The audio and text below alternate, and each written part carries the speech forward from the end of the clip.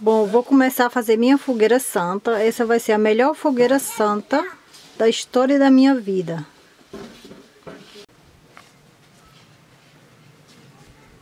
¡Agur! ¿Pero por qué? ¿Por alguna? Sí, bueno, ya...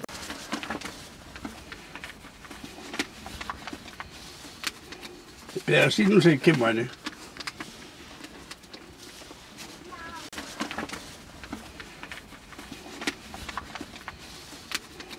Pero así no se queman, ¿eh?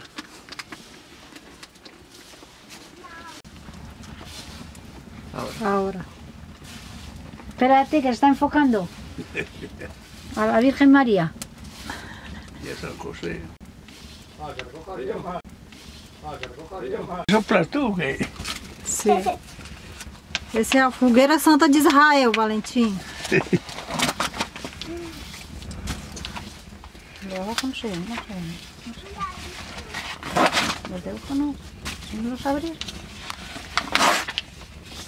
No, ahora, no, abajo no. Ya sé.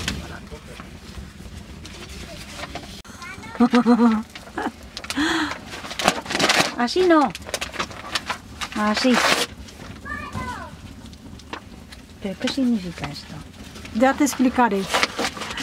No, estuve muchos años metido en una secta yo, ¿no? Es verdad. Ya te contaré un día, ¿no? Alguna factura llegará por ahí. He dejado ahí casi todo, mira.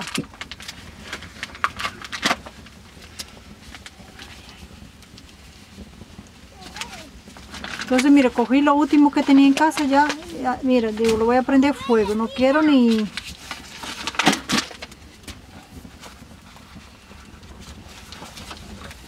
Y prepararse que vamos de dos en dos. Se puede.